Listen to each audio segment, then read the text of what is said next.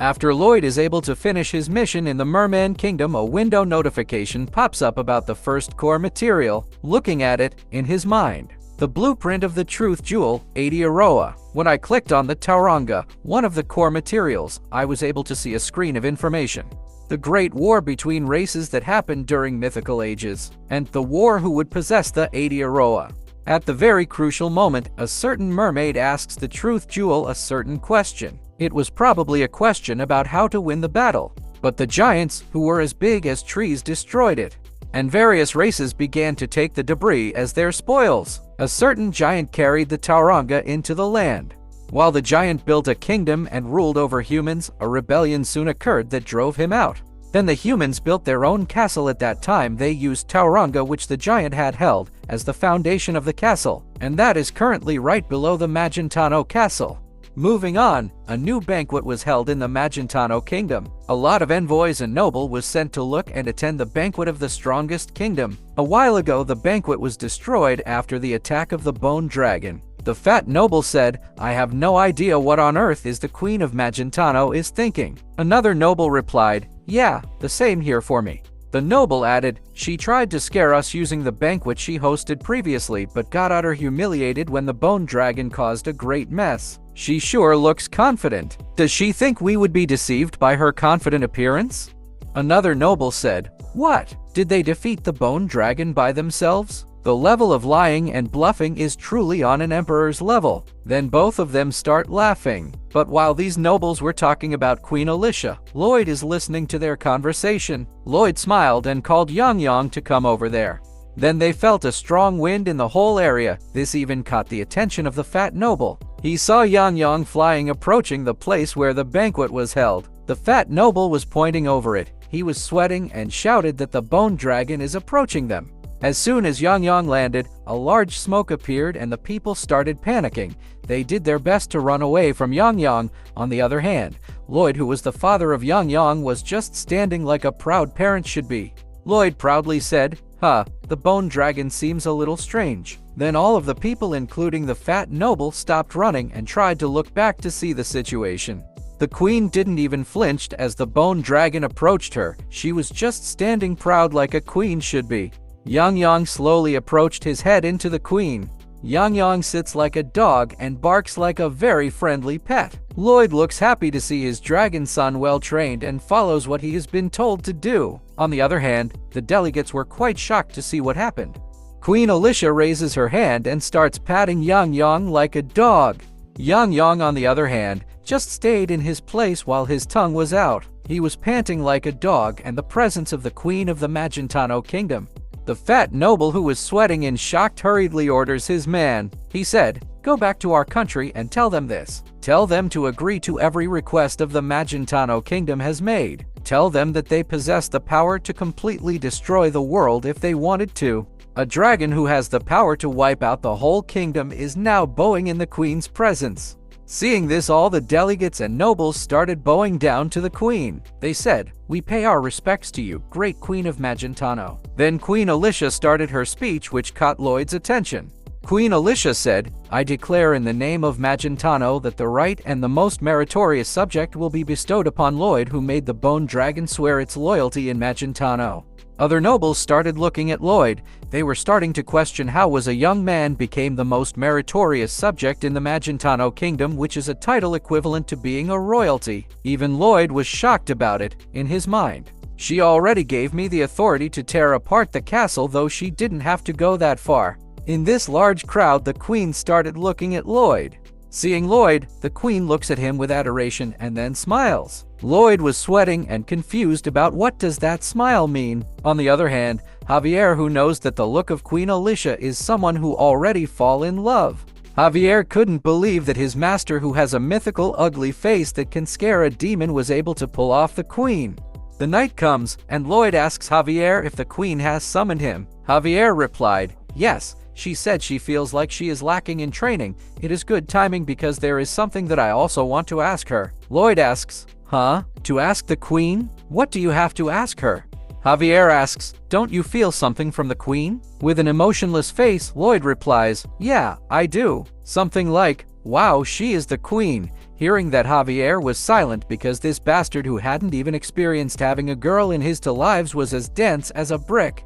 Before Javier leaves Lloyd said, "Hey, just in case something is wrong, go check on her left arm to see if anything is strange." Javier replied, "Yes, I will do that. By the way, were you going to somewhere?" Lloyd started thinking and then he replied, "Since I came all the way here, I was going to visit my brother." Javier, who knows that he is Kim Suho, said, "Your brother, huh?" Julian was actually training at this time, together with her wife who is a sword master. Sherazade said, "Julian, please straighten your back more. You cannot react to an ambush in that position." Julian told his wife Sherazade that he understood what she was saying. Then in an instant, Sherazade appeared at the back of Julian, which is expected for a sword master. The eyes of Sherazade were blazing as her speed increased, approaching his husband Julian, but instead of attacking him with a wooden sword, Sherazade released a kiss on the cheeks of Julian. Sherazade whispers at Julian saying that he lost again. Julian was blushing because of embarrassment, saying that Sherazade was so mean. Then Julian releases an ambush which is kissing Sherazade in her hands. Sherazade falls to her knees and told Julian that she is now incapable of combat. Julian said, "How was that? I won today, right?" And then an ambush happened once again. Another kiss was released and then it continued again and again.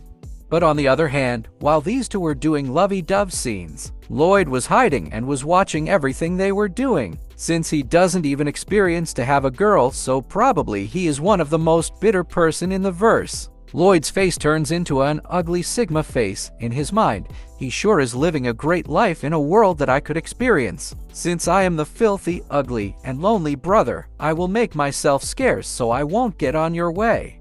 This poor guy with a legendary rank ugly face walks away and didn't interfere the loving moments of the two. But before he walks away, he looks back for a second. Julian said, "Sherazade, did you have a hard time demonstrating the sword techniques today?" Sherazade replied, "It was so tiring, but all my fatigue melts away when I see your face." Lloyd saw that these two really love each other, but he also knows the future, and tragedy only awaits to the both of them.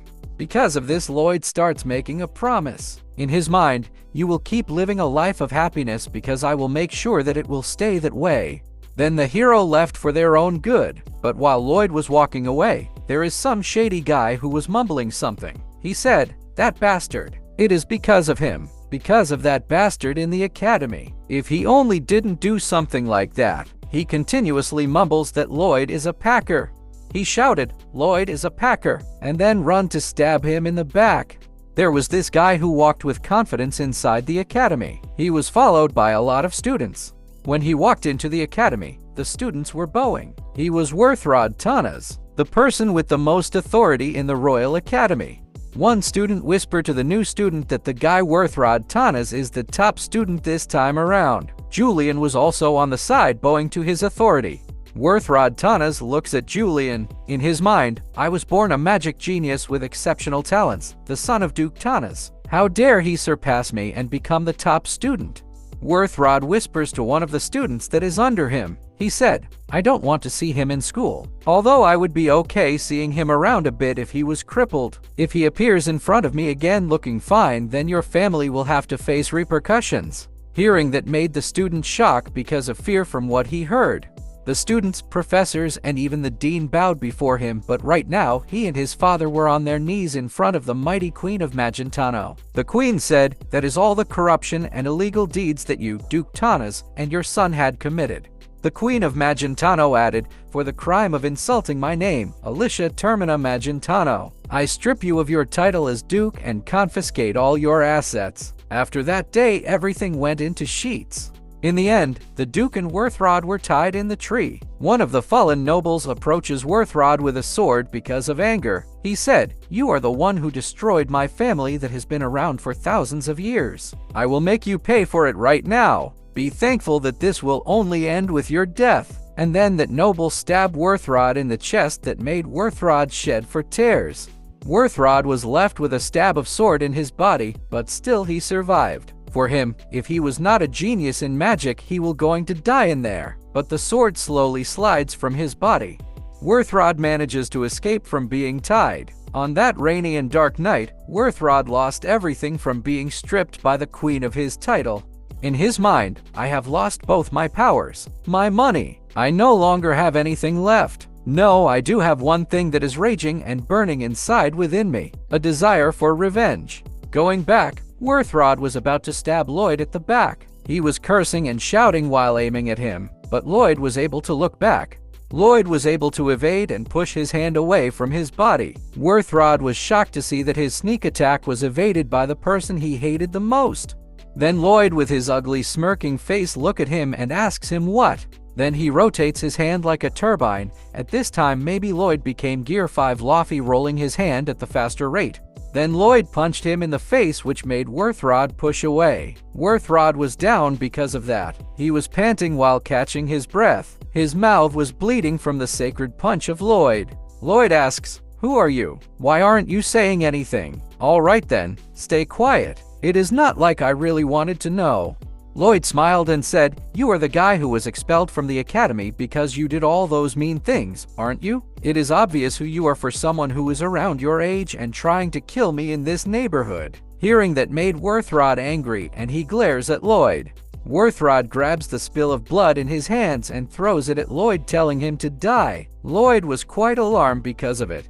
The splashes of blood turn into small daggers because of blood magic. As the blood daggers were approaching Lloyd, he hurriedly grabbed the hidden shovel in his coat.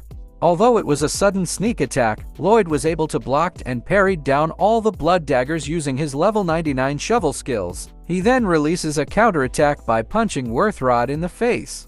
Worthrod's face was bleeding from that magical punch of Lloyd. He said, "Surprised, aren't you? I do not look like it, but I am an intermediate sword expert. I was surprised too though. What was that just now? Did you just use blood magic?" Lloyd starts thinking of something because he has never seen blood magic in the novel. Worthrod angrily said, "You are just a scumbag. How could someone like you be a hero? A meritorious subject? That is absurd. I know what you really are. An underhanded villain. You are a filthy lowlife. You are someone who would commit treason for sure. You are someone who would kill anyone just so you could benefit from it." Lloyd looks at him thinking that this guy might have already gone mad. On the other hand, during the training session, Javier asks Queen Alicia, "What do you think of Lloyd?" Queen Alicia sheathes her sword and she replied, "He is competent and talented to the extent that I would like to keep him by my side." Javier asks, "Is that the only reason? Do you want to keep him by your side?" Queen Alicia replied, "Do I need any other reasons?" "Sir Asfahan, you are acting pretty strange today. You keep talking about things I have no idea about." Javier asks, "Is there something at the side?" Queen Alicia replied, "At the side? What do you mean? You are talking nonsense again."